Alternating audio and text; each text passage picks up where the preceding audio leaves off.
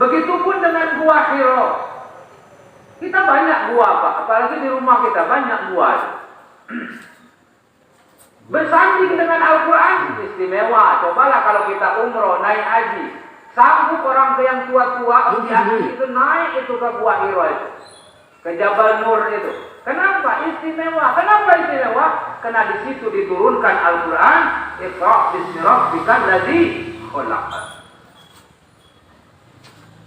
Kemudian kota apa? Kota Mekah itu dulunya nggak ada apa-apa sih. Tapi setelah diturunkan Al-Quran, bibakatin mubarakah, jadilah kota Mekah itu menjadi kota yang penuh dengan keberkahan. Maka nama kota Mekah itu setelah diturunkan Al-Quran berubah menjadi Makkah Al-Mukarramah, artinya Mekah yang penuh dengan kemuliaan. Begitupun dengan misalnya Madinatul Munawwarah. Kota Madinah itu berubah, Pak. Dari nama pertamanya Yasrib. Madinah itu nama awalnya Yasrib. Setelah diturunkan Al-Quran berubah lagi namanya. Berubah menjadi Madinatul Munawwarah, kota yang penuh dengan cahaya. Kenapa itu bisa terjadi? Karena Al-Quran diturunkan di situ. Begitupun dengan malaikat Jibril misalnya. Malaikat Jibril itu malaikat biasa, Pak. Tapi setelah dia membawa Al-Quran berubah nama malaikat Jibril itu. Apa namanya? Ruhul Amin. Pemimpinnya para malaikat. Allahu Akbar. Tanazzalul malaikatu warruhu fiha biizni rabbihim min kulli amrin salamun hiya hatta matla'il fajr. Pada malam hari itu turun para malaikat bersama ruh. Ruh di situ malaikat Jibril, Pak. Ruhul Amin, mereka dikomandoi oleh malaikat Jibril. Yang bersanding dengan Al-Quran berubah semua statusnya. Nabi Muhammad SAW tidak ada beda-bedanya dengan nabi-nabi sebelumnya. Sama, kita juga tidak membedakan. Tapi setelah diturunkan Al-Quran berubah statusnya. Menjadi apa? Sayyidul Anbiya wal Mursalin, menjadi pemimpin para nabi dan para rasul. Kertas. Apalah arti kertas, Pak? Tapi kalau sudah disandingkan dengan Al-Quran, gak ada yang berani melangkah. Kemana-mana dicium orang, dibaca orang, ditaruh di lantai pun. Kenapa gak berani orang taruh di lantai? Karena di situ ada tulisan Al-Quran.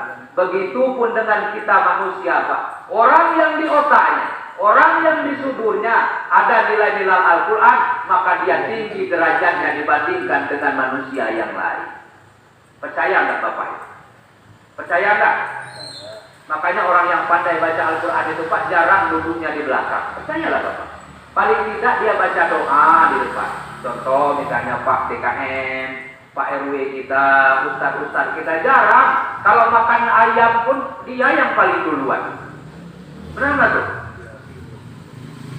Dia hormati orang, Pak. Makanya Rasulullah menjelaskan, laisa minal Qur'ani fi jawfi, apabila Al-Quran itu tidak ada di dalam otak, di dalam sudur, kal baitil kharib, seperti rumah yang roboh. Jadi kita ini, Pak, kalau nggak ada Al-Quran di otak, di sudur kita itu, kalau mau melihat rumah yang robohan, ada itu. Di mana itu rumah yang roboh, Pak Ustaz? Yang nggak bisa dimanfaati. Ada nggak rumah yang roboh bisa ditempati? Nggak ada, Pak. Begitu dah kehidupan ini. Kalau nggak ada Al-Quran di dalam hati kita, di dalam sudur kita, di dalam otak kita, maka manusia itu persis kayu yang tumbang alias roboh di dalam kehidupan ini. Makanya isi Al-Quran itu, didik Al-Quran itu kepada anak-anak kita agar mereka tegak berdiri. Sebab orang yang menjalankan syariat Al-Quran dengan benar, maka insya Allah dia akan cepat nyampai dengan tujuannya, Pak. Jadi jalan Al-Quran itu, Pak, seperti ihdinas siratal mustaqim. Jalannya lurus, lempeng. Jadi kalau di akhirat nanti nggak nyangkut-nyangkut ya, Pak. Kita ini ada yang nyangkut di yaumil mizan, ada yang nyangkut di yaumil mahsyar, ada yang nyangkut di yaumil hisab, ada yang nyangkut di sirat. Begitu mau nyebrang ke surga, nyangkut dulu ke dalam neraka. Kenapa? Karena dia nggak pakai Al-Quran. Kalau pakai Al-Quran itu jalannya jalan tol, Pak. Lurus, lempeng. Nah, untuk Al-Quran ini, menyikapi Al-Quran ini dibagi oleh Allah. Allah sendiri yang membagi menjadi 3 bagian. Tsumma awrasnal kitabal ladzina astafaina min ibadina faminhum zalimun li nafsihi wa minhum muqtasid wa minhum sabiqun bil khairati bi idznillah zalika fadlul kabir. Kami jadikan hamba-hamba kami yang terpilih dengan kitab-kitab yang terpilih, maka mereka menyimpulkan Al-Quran itu menjadi 3 bagian. Perhatikan. Yang pertama, zalimun li nafsi.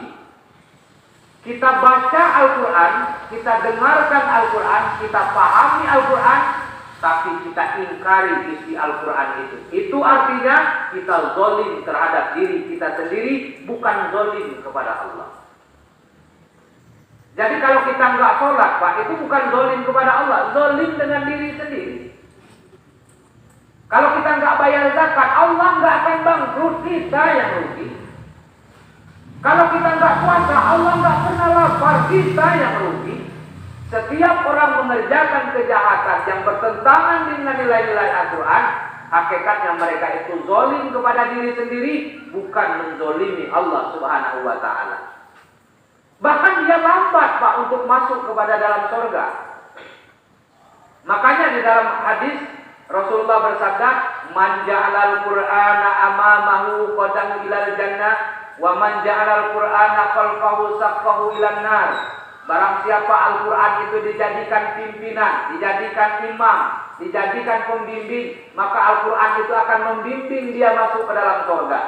Tapi sebaliknya, kalau Al-Quran itu dijadikan makmum, di belakangnya ajaran Al-Quran, maka Al-Quran itu sendiri yang akan mendorong dia masuk ke dalam neraka.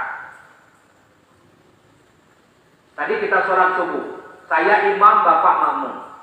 Bapak yang ikut saya, apa saya ikut bapak? Saya ikut.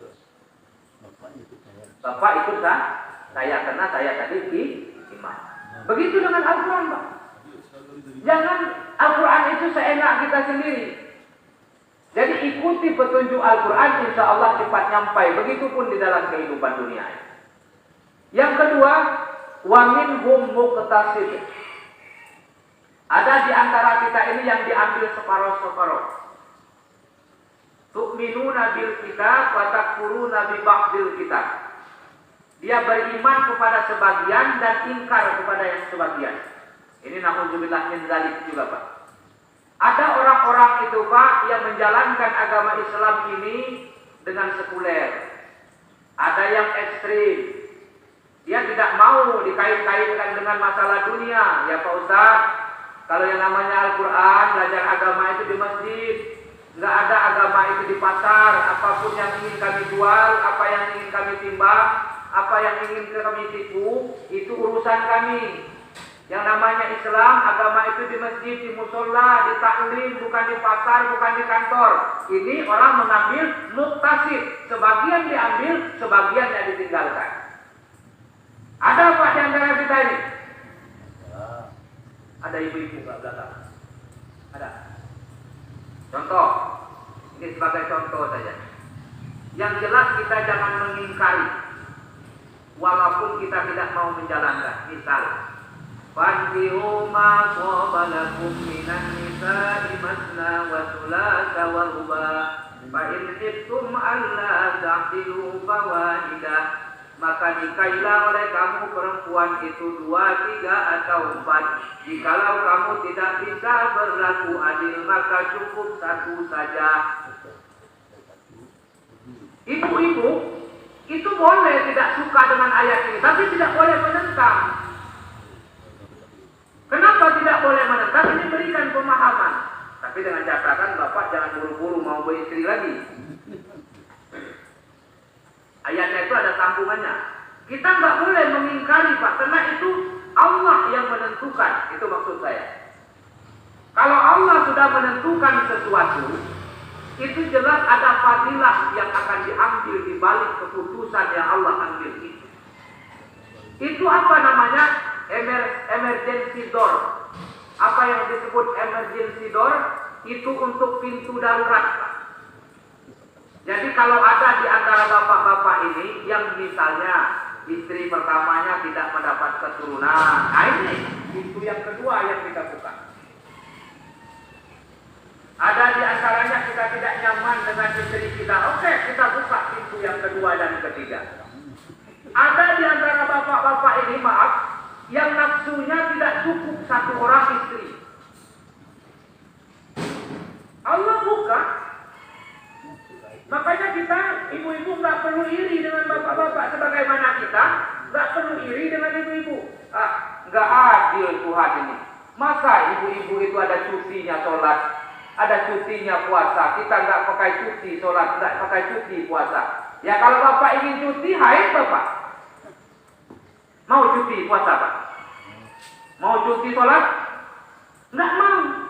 Ya kalau bapak ingin cuti ya sebagaimana ibu-ibu.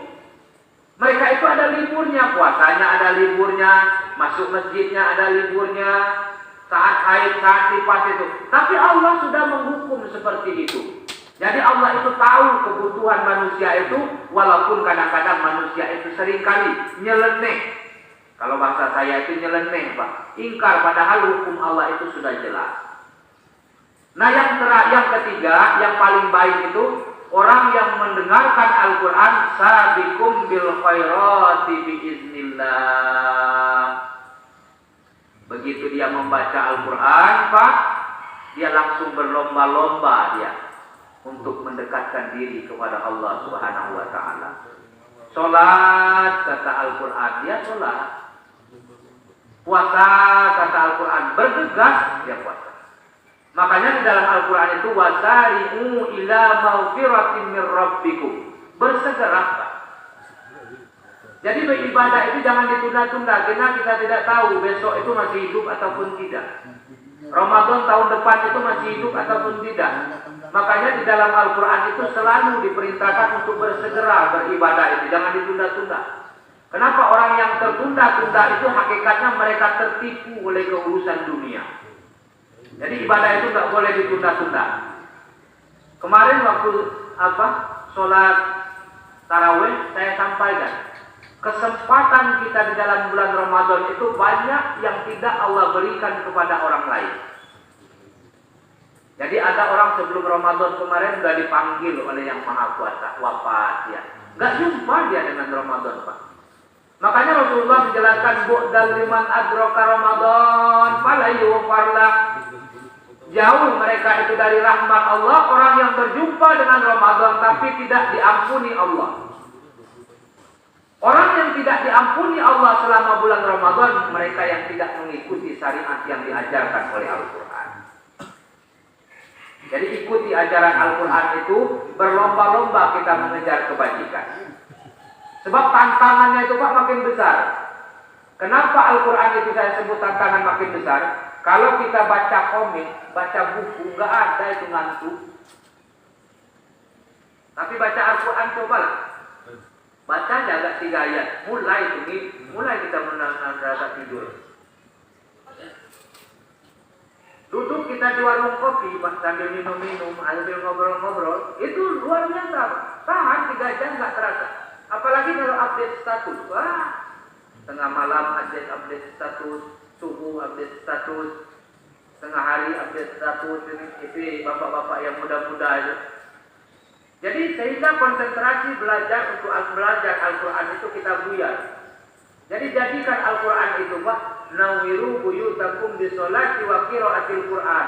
Terangi rumah kamu itu dengan sholat sunnah dan membaca Al-Quran. Karena Al-Quran itu Pak, dia seperti sinar.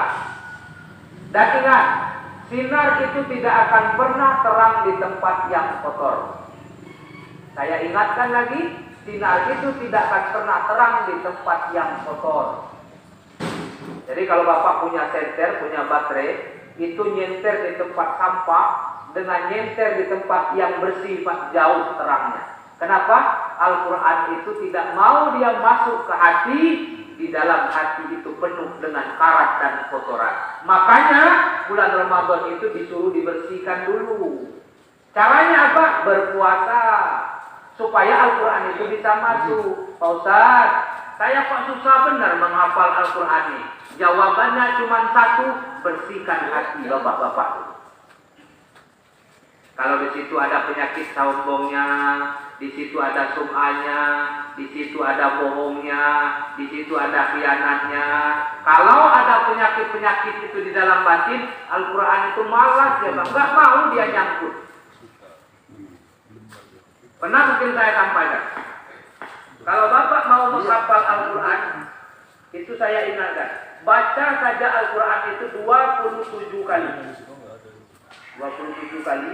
Misalnya wadduha, wadduha wal laili idza saja ma wadda'aka rabbuka wa ma qala. Ulangi 27 kali.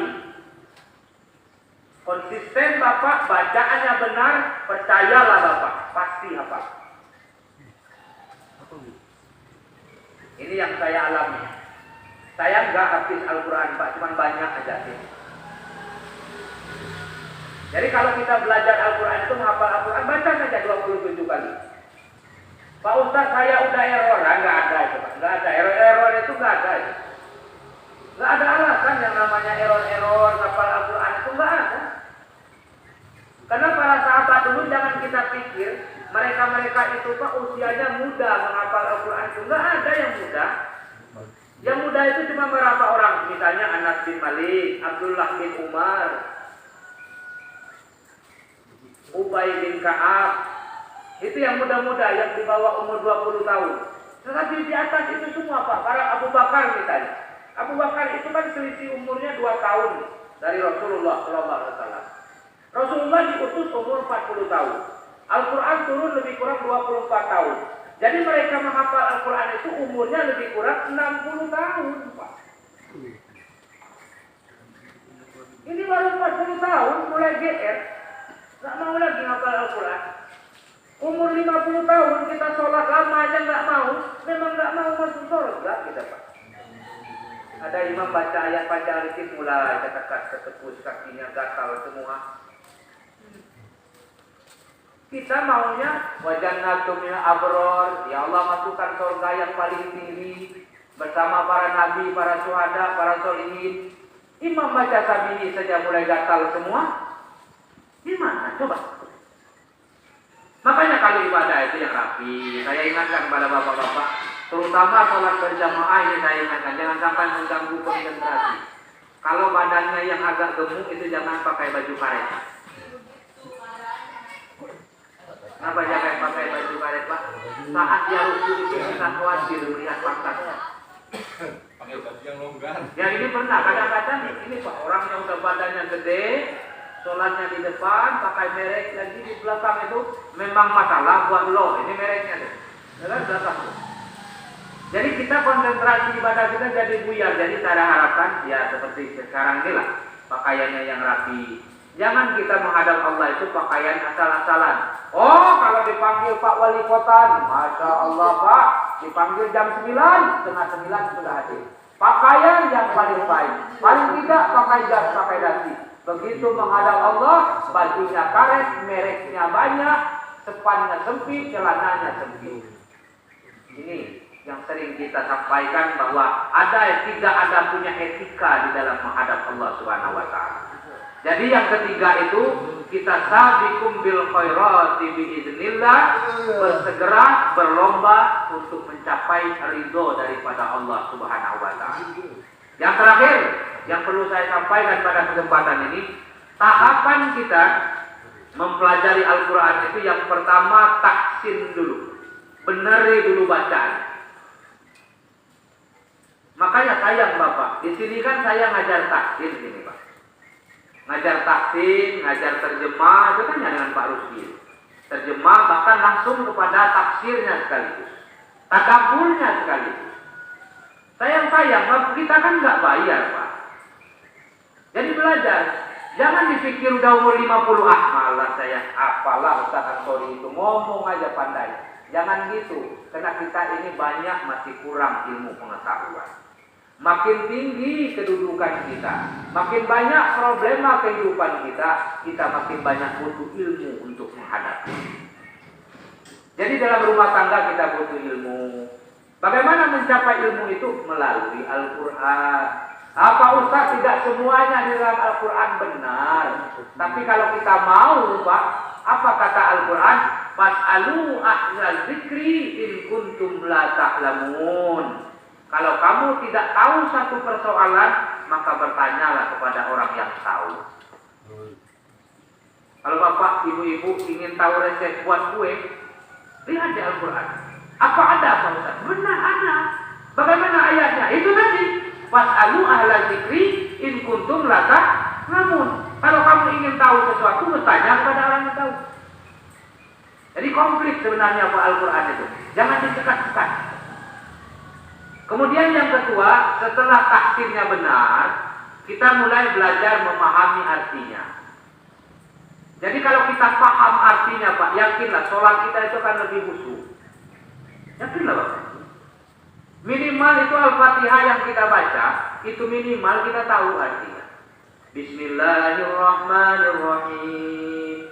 Dengan menyebut nama Allah yang Maha Pengasih, Maha Penyayang. Walaupun tidak seperti itu kita dalam sholat, kita Allah itu Maha Pengasih, Maha Penyayang. Segala puji bagi Allah, Tuhan semesta alam. Di dalam hati kita lebih khusyuk, Pak. Makanya tidak heran para sahabat, para tabi'in ada yang nangis. Cobalah kalau Bapak di Mekah itu, misalnya Abdurrahman Sudais, itu kalau dia imam baru bismillah itu sudah nangis. Kenapa? Dia tahu. Oh Pak Ustaz, dia kan bahasa Arab, Al-Quran bahasa Arab, kita pun bisa.